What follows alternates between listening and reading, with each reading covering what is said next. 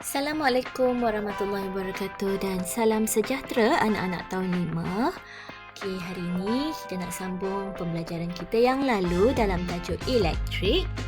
Apa yang kita nak belajar hari ini ialah kita nak lihat tentang faktor yang mempengaruhi penggunaan tenaga elektrik. Kemudian kita nak belajar juga tentang kecuaian pengendalian peralatan elektrik. Dan seterusnya, bagaimana hendak mengendalikan peralatan elektrik dengan selamat. Jadi inilah objektif pembelajaran kita pada hari ini. Okey, yang pertama, kamu akan dapat menjana idea faktor yang mempengaruhi penggunaan tenaga elektrik. 2. Kamu boleh menjelas dengan contoh kesan kecuaian pengendalian peralatan elektrik. Dan yang ketiga, kamu boleh memerihalkan langkah keselamatan ketika mengendalikan peralatan elektrik. Okey, jom kita lihat. Yang pertama, faktor yang mempengaruhi penggunaan tenaga elektrik. Okey. Kita semua tahu, tenaga elektrik menjadikan kehidupan kita lebih mudah dan selesa. Tetapi, penggunaan peralatan elektrik secara tidak berhemah menyebabkan penggunaan tenaga elektrik yang tinggi. Okey, apa akibatnya? Kita perlu menanggung kos tenaga elektrik yang digunakan. Jadi, kamu kena ingat, penggunaan tenaga elektrik secara berhemah akan dapat membantu mengurangkan bil elektrik bulanan kita. Jadi, walaupun bukan kamu yang membayar bil elektrik itu, kamu perlulah rasa kesian pada ibu ataupun ayah yang membayar bil tenaga elektrik ni. Jadi, kita kena gunakan secara berhemah. Faktor pertama yang mempengaruhi penggunaan tenaga elektrik ialah jenis peralatan elektrik yang digunakan. Okay, sebagai contoh, di rumah kita biasa ada kipas dan juga penyaman udara. Walaupun menggunakan penyaman udara jauh lebih selesa berbanding kipas, tapi kita ingat, penyaman udara akan menyebabkan penggunaan tenaga elektrik yang lebih tinggi berbanding kipas. Jadi, sepatutnya kita lebih banyak menggunakan kipas berbanding dengan penyaman udara. Okey. Jadi, kalau waktu siang, janganlah kita buka, kita hidupkan penyaman udara itu sehingga 24 jam. Kamu nanti akan lihat akibatnya bil elektrik akan meningkat naik. Okey, jadi kita boleh gunakan penyaman udara, mungkin kita boleh tetapkan penggunaan 3 atau 4 jam sahaja sehari. Okey, di waktu malam kan. Kalau hari hujan tak payahlah pakai penyaman udara. Itu adalah contoh yang pertama. Okey, yang kedua, menggunakan lampu jimat tenaga seperti lampu LED dan lampu Kalimantan padat berbanding dengan lampu filament. Okey, lampu filament ini adalah contoh lampu LED dan juga lampu Kalimantan padat. Kedua-dua lampu ini sangat bagus kerana ia mampu menjimatkan tenaga elektrik.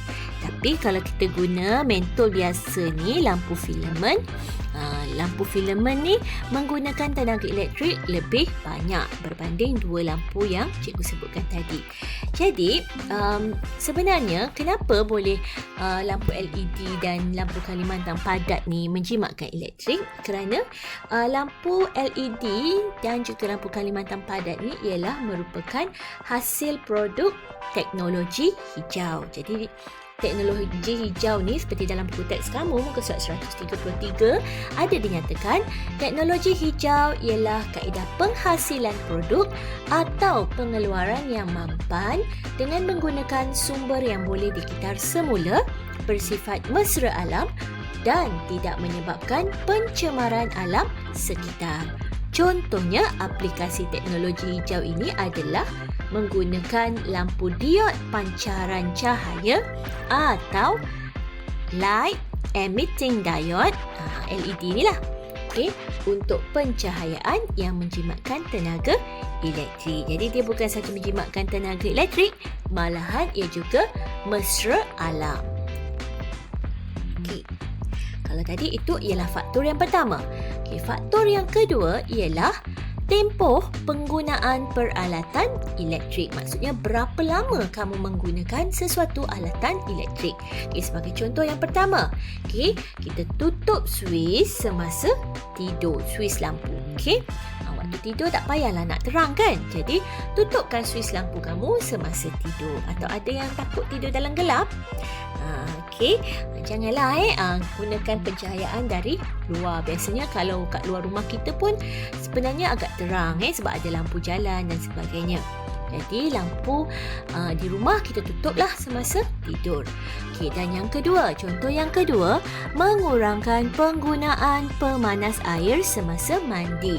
Jadi kebiasaannya kebanyakan rumah mempunyai pemanas air ni ataupun water heater yang digunakan untuk mandi. Okay, jadi kalau waktu pagi sebelum subuh ke kamu mandi, bolehlah guna water heater mungkin. Tapi kalau dah petang-petang tu kan dah panas, tak perlulah nak guna lagi pemanas air. Mandi saja dengan air sejuk.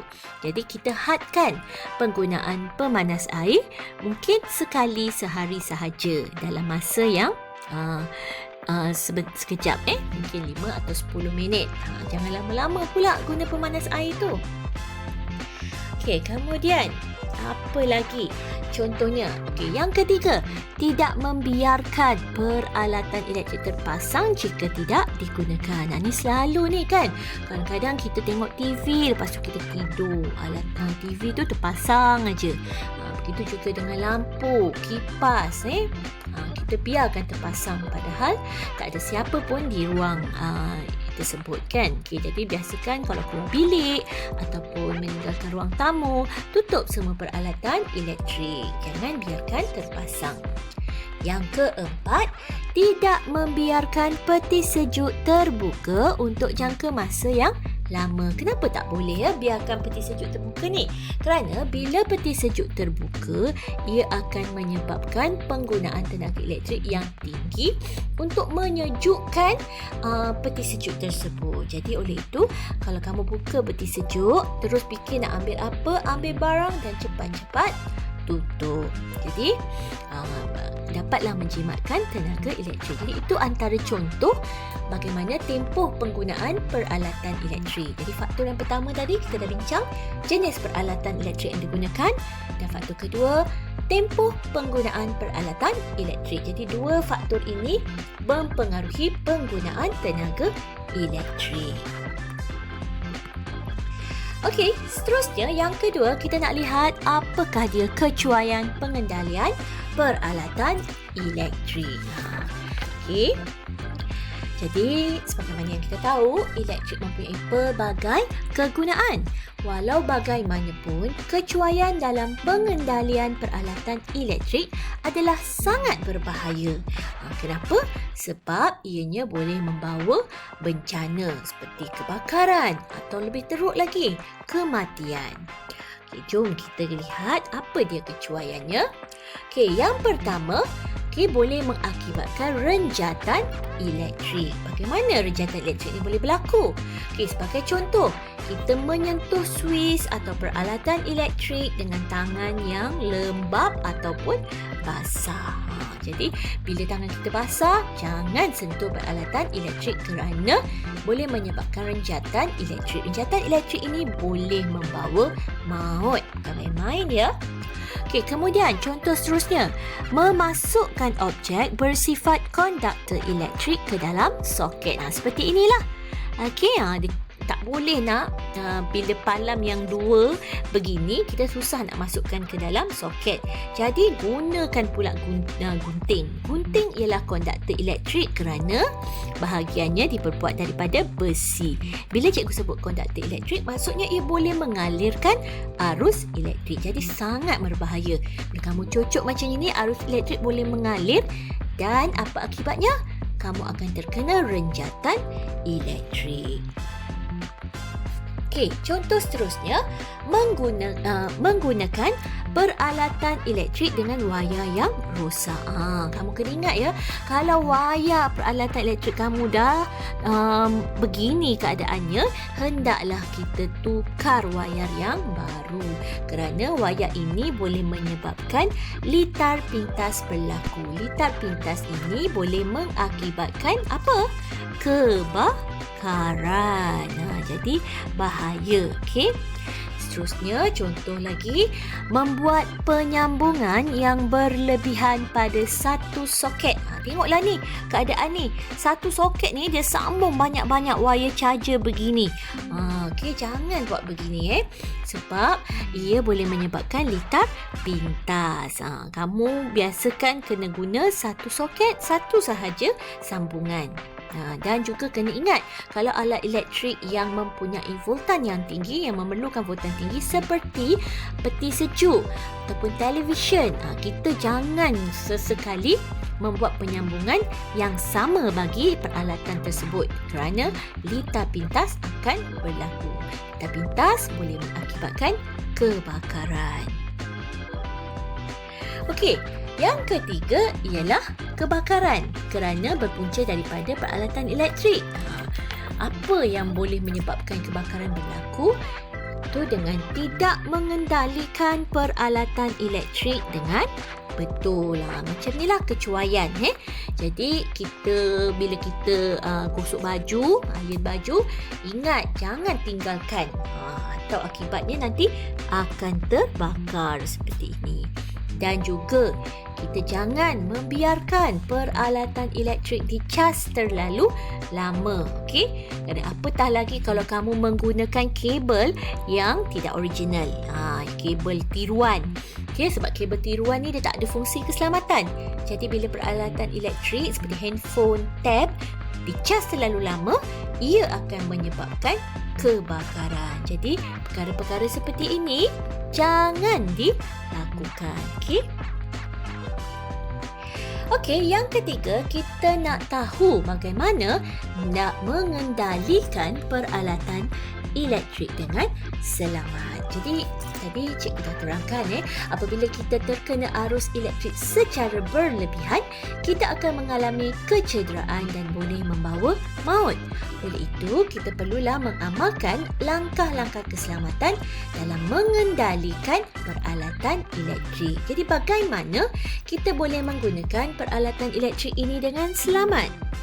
Okey, caranya yang pertama, pengendalian peralatan elektrik yang rosak hendaklah dibaiki oleh pihak yang bertauliah. Maksudnya, kalau kita ni tak ada apa-apa pengetahuan, tak ada sebarang kemahiran tentang elektrik, jangan sesekali membaiki peralatan elektrik yang rosak.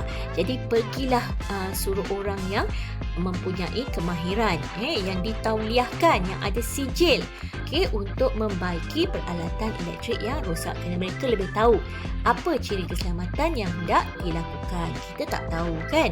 Jadi kalau alat rosak, tak ada siapa boleh baiki, hantar ke kedai lebih selamat. Yang kedua, pastikan tangan kita kering semasa menyentuh suis. Jadi basah-basah macam ni, jangan sentuh suis atau alat elektrik. Pastikan tangan betul-betul kering supaya kamu tidak terkena renjatan elektrik. Okey, yang ketiga, sambungkan hanya satu plug pada satu soket. Jangan sesekali kamu menyambungkan terlalu banyak alatan seperti ini kerana boleh menyebabkan litar pintas. Okey, seterusnya, suis pada soket perlu dimatikan sebelum mencabut plug daripada soket. Ingat, tengok kalau menyala macam ni, jangan cabut suis. Jangan cabut suis lagi. Okey, kamu kena offkan dulu, tutupkan dulu, baru kamu boleh cabut suis daripada soket. Okey. Dan yang kelima, wayar yang rosak perlu digantikan dengan wayar yang baru. Okey, kadang-kadang ada sesetengahnya yang suka bila wayar dah terkoyak macam ni, dia akan tampal aja dengan, Allah. Sorry. Dia akan tampal aja dengan selotip. Selalu ramai yang buat macam ni kan. Dia akan tampal aja dengan selotip. Dia akan balut kat sini, kat bahagian koyak ni. Tak boleh ya. Salah tu.